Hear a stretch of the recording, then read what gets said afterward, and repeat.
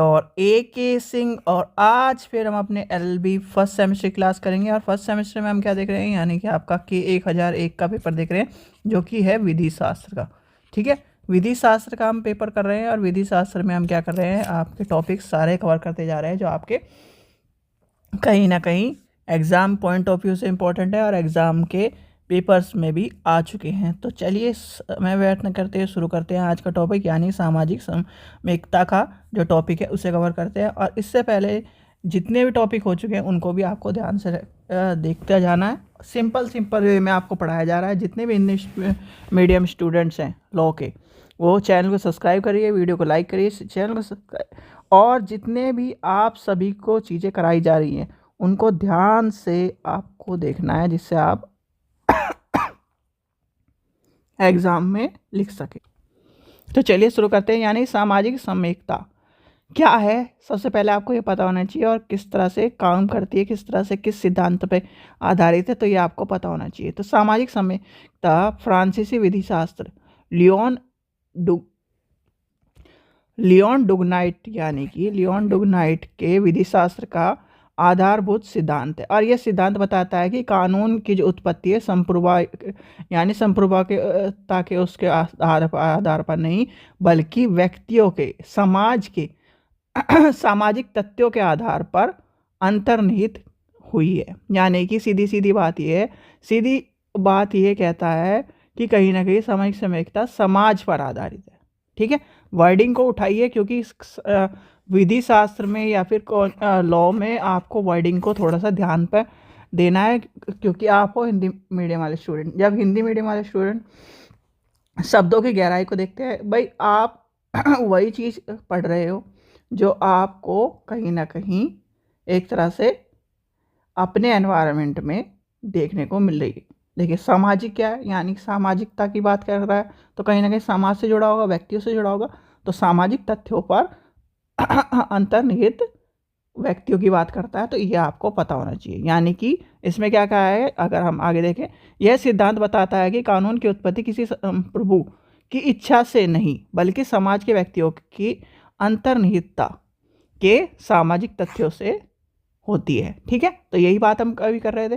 फिर आता है सामाजिक समयिकता का अर्थ क्या है, यानी कि इसकी परिभाषा क्या है। परिभाषा में क्या है, सामाजिक समयिकता एक सामाजिक तथ्य है जो कहीं ना कहीं दर्शाता है कि मनुष्य अपनी आवश्यकताओं और आकांक्षाओं को पूरा करने के लिए स्वाभाविक रूप से एक दूसरे पर निर्भर रहता है। भाई मैं कहीं ना कहीं किसी और पर निर्भर हूँ, आप किसी और पर निर्भर, तो कहीं ना कहीं ये बात बताता है समाज में एक दूसरे पर निर्भर होकर ही कार्य चलते हैं और किसी तरह से इस चीज़ पर आधारित होता है। इनका कहना है, यानी कि डुगाइट ने यह अवधारणा फ्रांसीसी समाजशास्त्री यानी एलिमिन दुर्खिम के विचारों पर ग्रहण की। यानी कि आपको एक चीज़ और ध्यान रखनी है कि वर्डिंग का कुछ वर्डिंग इस तरह के हैं कि इंग्लिश में आपको हार्ड मिलेंगे, और वही इंग्लिश यूज़ करी गई है, यानी हिंदी में भी लिखा हिंदी में गया, बस वर्डिंग इंग्लिश में, पर तो इसलिए थोड़ा सा ध्यान रखना।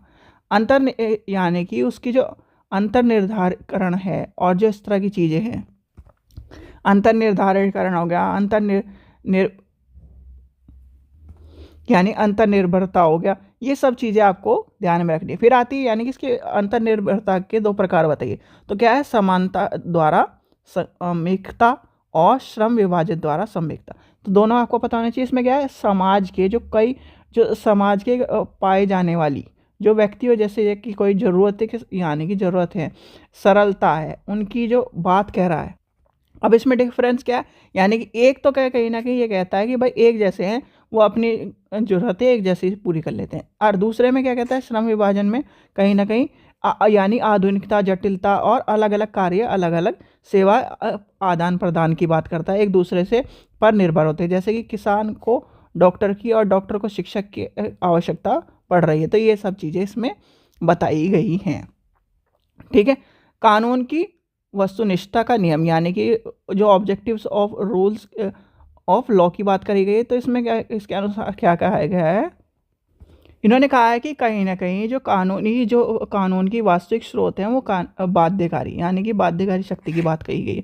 कानूनी दायित्व क्या है? एकमात्र वास्तविक नियम है जिसमें प्रत्येक व्यक्तियों को ऐसे कार्य करने के बजाय उसके सामाजिक संवेदना की ओर ठीक है। तो इसमें क्या आ गया है, सीधे-सीधे अगर लेके चले तो जो कमज़ोर करता है समाज को, समाज को कहीं न कहीं एक तरह से नीचा दिखाता है या फिर एक तरह से हानि पहुँचाता है, वो कार्य नहीं करने चाहिए। तो ये आपकी बताया है। संप्रभुता का खंडन करता है, यानी कि जो संप्रभुता की बात आती है, संप्रभुता पारंपरिक धारणा की बात आती है, उसे खारिज करता है और कहीं न कहीं शासन के या कानून के सामाजिक संपेक्षता के विरुद्ध की अवैधता को बताता है। ठीक है। अगर हम इसे लेके चले तो बहुत बड़ा क्वेश्चन है, ये बड़े क्वेश्चन के हिसाब से बताए। तो मेनली आपको क्या करना है, इसमें सबसे पहले आपको पता होना चाहिए क्या है भाई। क्या बताया मैंने आपको, ये तो ये पता होना चाहिए फ्रांसीसी विधि शास्त्र लियोन डुग्नाइट के जो विधि शास्त्र थे उन पर आधारित सिद्धांत है। उस सिद्धांत में क्या बताया गया, कानून की उत्पत्ति जो है संप्रभुता की इच्छा से नहीं बल्कि समाज में रहने वाले व्यक्तियों के अंतर्निहित जो अंतर्निर्भरता की बात करती है, उसमें अंतर्निहितता की बात करती है, उस पर आधारित है और समाज के तथ्य व्यक्ति को माना है। ठीक है। फिर हम क्या कहते हैं, इसमें ये बताया गया कि कहीं ना कहीं जो आवश्यकता है उसकी जो आकांक्षा यानी कि आकांक्षाओं की बात करता है, वो पूरा किसके पर यानी कि एक दूसरे पर निर्भर होकर बात करता है।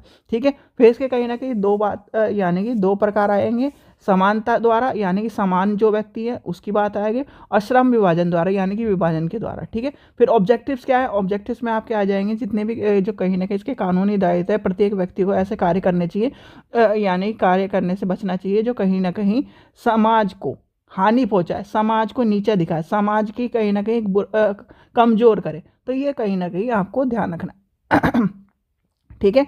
फिर संप्रभुता की बात करिए, संप्रभु यानी कि संप्रभुता की बात करिए तो यानी कि यह नियम क्या करता है, राज्य यह संप्रभु से श्रेष्ठ है। ठीक है। और कहीं ना कहीं इसमें राज्य को संप्रभुता की पारंपरिक धारणा को खारिज करने की बात कही गई है, और कहीं ना कहीं शासन में कानून सामाजिक संपेक्षता के विरुद्ध है। यानी कि एक तरह से हम अगर लेके चले तो समाज में ये कहा गया कि समाज ही कहीं ना कहीं कानून का हिस्सा है। समाज में हर व्यक्ति क्या है, कानून के दायरे में आना चाहिए। समाज क्या है, कानून से सॉरी व्यक्ति के द्वारा ही कानून चलता है। तो ये आपको इसमें बताया गया। फिर आता है हम जो कल नेक्स्ट क्वेश्चन करेंगे, यानी कि विधि के लोक चेतना के सिद्धांत को हम देखेंगे। और विधि के लोक चेतना के सिद्धांत प्राकृतिक विधि के बारे में पढ़ेंगे। तो इस तरह से आपके सारे क्वेश्चन होते चले जाएंगे। अभी आपको इसलिए थोड़ा सा अटपटा सा लगेगा क्योंकि आपने कहीं ना कहीं विधि शास्त्र अभी तक पढ़ा नहीं है। जैसे कॉन्स्टिट्यूशन में आप पढ़ रहे हो तो कॉन्स्टिट्यूशन में तो आपको चीज़ें समझ में आ रही होंगी, क्योंकि विधि शास्त्र ये है, विधि शास्त्र आपके लिए सबसे एक तरह से नया टॉपिक है और इसी में सबसे ज़्यादा बच्चों की बैक आती है। ठीक है, विधि शास्त्र में और एक टोर में। ठीक है। तो इसलिए ध्यान रखना इन दोनों टॉपिकों को आसानी से हल्के मत लेना कि आसानी से आप कर लोगे, तो इस चीज़ को आप ध्यान रखना। ठीक है बच्चों, चलिए आशा करता हूँ आपको वीडियो पसंद आई। वीडियो पसंद आई तो लाइक करें, चैनल को सब्सक्राइब करें, वीडियो को ज़्यादा से शेयर करें। और जिसको बच्चे को प्रीवियस ईयर लेना चाहते हैं यानी प्रीवियस ईयर के सॉल्यूशन लेना चाहते हैं तो वो आपको लिंक डिस्क्रिप्शन में दिए गए और प्रीवियस ईयर के क्वेश्चन पेपर आपके यानी क्वेश्चन पेपर आपके टेलीग्राम चैनल पर दिए गए हैं, तो वहाँ से जाकर आप ले सकते हैं। Thank you.